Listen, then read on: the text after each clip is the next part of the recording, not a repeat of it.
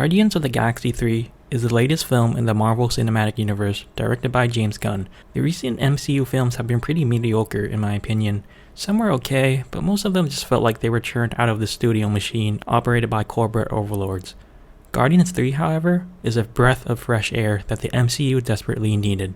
It had heart, humor, and good action, but it also had its fair share of problems. Let's start with the good though.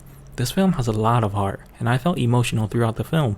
Rocket is the heart of this film, and the things that happen to him are the main driving plot of the story. Seeing his tragic backstory makes you empathize with him more. Out of all the Guardians, Rocket has always been my favorite, so seeing him front and center in this one made me really happy. Nebula and Mantis are integrated as new members of the Guardians really well. We only see snippets of them working together as a team in Infinity War, Endgame, and the Holiday Special. But here, we get to see them fully function as a team and how they've improved their teamwork. The team have a good dynamic and banter between each other. Everyone has a role to play. None of them seem out of place.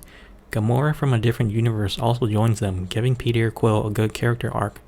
All the characters have an ending arc to them from their journeys that started from the first Guardians. I won't spoil them, but it's fair to say that this is a farewell to a lot of these characters. The High Evolutionary was a great villain. The actor was great in it, and he was menacing. Much better than the average, forgettable MCU villain.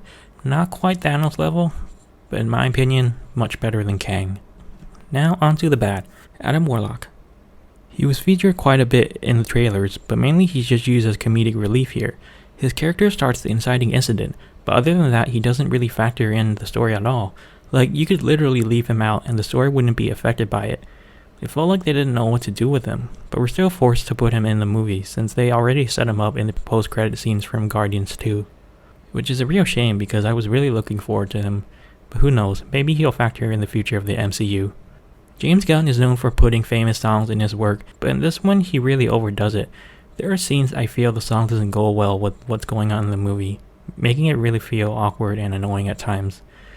There's a joke that they run with Cosmo the dog. I won't spoil it, but when it's first introduced, I thought it was meh.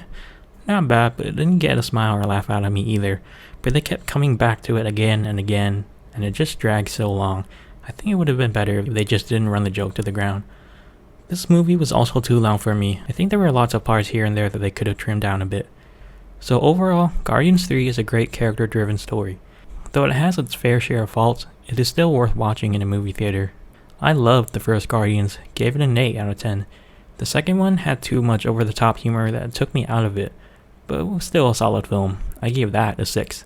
This one had similar problems, but it also had heart and really moved me emotionally. I give this a 7 out of 10. Well, those were my thoughts. What were yours? Let me know in the comments below. Until then, see you next time.